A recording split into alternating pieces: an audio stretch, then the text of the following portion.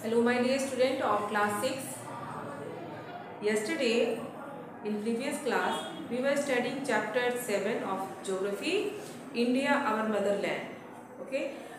Today we will continue this chapter and try to finish.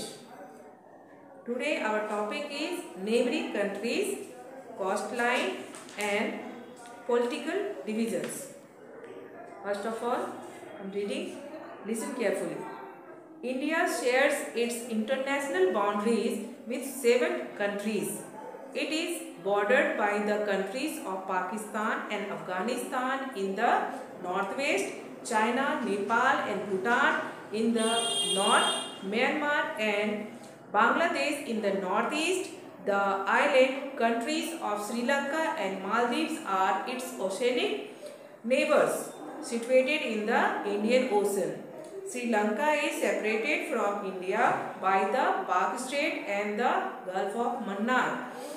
Children, वैसे तो जो हमारे कंट्री के नेबर्स हैं मतलब नेबरिंग कंट्री हैं वो बहुत सारे हैं, लेकिन 7 ऐसे मेन कंट्रीज हैं जो अपनी बाउंड्री हमारे कंट्री के साथ शेयर करते हैं, यानी कि दोनों का बाउंड्री लाइन एक ही है। ठीक है, तो ये कौन कौन से कंट्रीज हैं? Neighbouring countries can see Afghanistan and Pakistan, ये हैं हमारे northern west. Okay, northern west में है। नेपाल एंड भूटान ये इंडिया के नॉर्थ में है। बांग्लादेश एंड म्यांमार ये है नॉर्दर्न ईस्ट में। ठीक है, साउथ में है श्रीलंका और मालदीव्स जो कि इंडियन ओशियन में है। ये भी मालदीव्स, ये भी हमारे इंडिया का ही पार्ट है, आइलैंड्स है। तो ये बहुत छोटे छोटे हैं, डॉट डॉट मैंने यहाँ शो किया है। तो ये मालदीव्स है, ये कहाँ है? इंडियन ओशियन में। और अंडमान एंड निकोबार आइलैंड ये कहाँ है? बे ऑफ बंगाल में। ठीक है, इसके नीचे। तो ये हमारे कंट्रीज के नेबरिंग कंट्रीज है। ठीक है, the land comprising India and its neighboring countries is usually called the Indian subcontinent. ये लैंड जो कि सटे हुए हैं ये क्या कहलाते हैं? इंडियन सबकॉन्टिनेंट कहलाते हैं। ना कोस्ट लाइन, कोस्ट लाइन क्या होता है? सबसे पहले जान लीजिए कोस्ट लाइन क्या होता है। ये जो इंडिया का सदर्न पार्ट है, साउथ का पार्ट है, ये जो इसका जो बाउंड्री है, बाउंड्री वो समुद्र से सटा हुआ है। ठीक है, ओशन से सटा हुआ है। इसके जो साइड का जो ये पार्ट है, रीजन है, ये सारा इलाका क्या कहलाता है? कोस्ट लाइन का। ये लाइन कोस्ट लाइन कहलाता है और ये जो रीजन है, ये प्लेस, ये कहलाता है कोस्टल रीजन। ओके, इसके बहुत सारे बेनिफिट्स हैं, आप लोग जानते हैं, कल बताएंगे। और ये जो पार्ट है इंडिया का सदर्न पार्ट, साउथ पार्ट, ये क्या कहलाता है? इंडियन पेनिनसुला कहलाता है। क्यों? क्योंकि ये इंडिया का जो साउथ पार्ट है ये 3 ओशन से चारों ओर, तीनों ओर से घिरा हुआ है ना। एक साइड में है अरेबियन सी, नीचे है यानी कि साउथ में है इंडियन ओशन और इसके ईस्ट में है बे ऑफ बंगाल। ठीक है, इसी वजह से ये क्या कहलाता है? इंडियन पेनिनसुला कहलाता है। Now, coastline. India has a regular coastline on both sides of the southern peninsula. ये देखिए, इसके both side, ये पेनिनसुला है, इसका दोनों साइड, इस साइड भी और इस साइड भी, ये क्या है? कोस्टलाइन है। ठीक है, The total length of India's coastline is 6,100 kilometer, while the land frontier is about 15,200 kilometer long. ये जो कोस्ट लाइन है, ये कोस्ट लाइन का लेंथ कितना है? 6,100। ठीक है, ये लेंथ है 6,100 और ये फ्रंटियर जो है ये पूरा डिस्टेंस है, ये है 15,200 किलोमीटर लॉन्ग। ओके, ना the southern most point on the Indian mainland is Cape Comorin near Kanyakumari. This is the point where the 3 surroundings sea meet.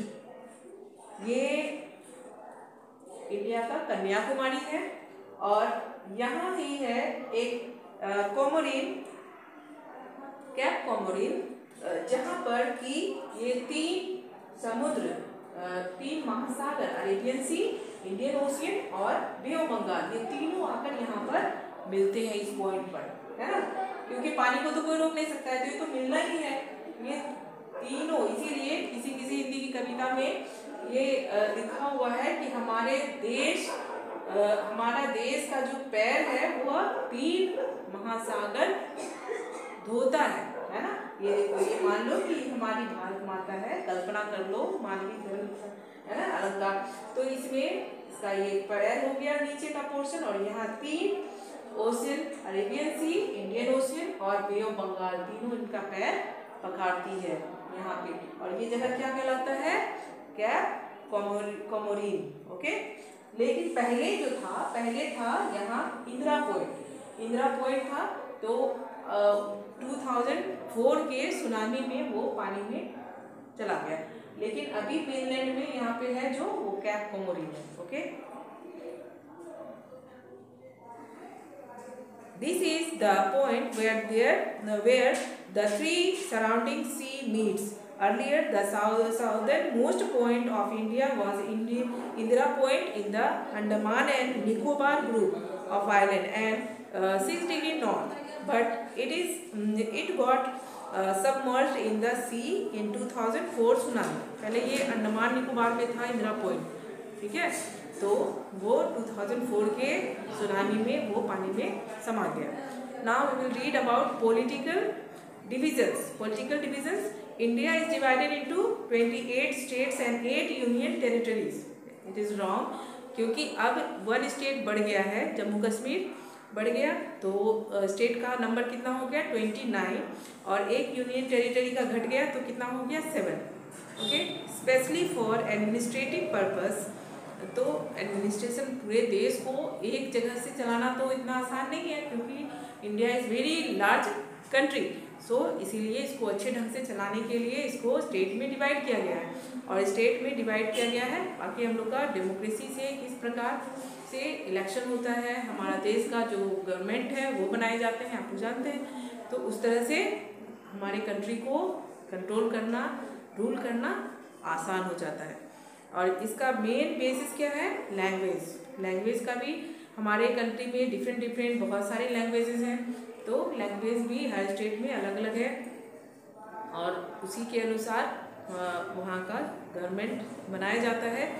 Following table shows the states and union territories of India along with their Capitals. आपका page number 265 में all Indian states and their capitals and all union territories and their capitals has written. You have to remember, it's very important. Okay, next day we will discuss about question answer. Okay, so read all the important facts written on page number 266 and search question answer. Okay, very short type question answer and MCQs.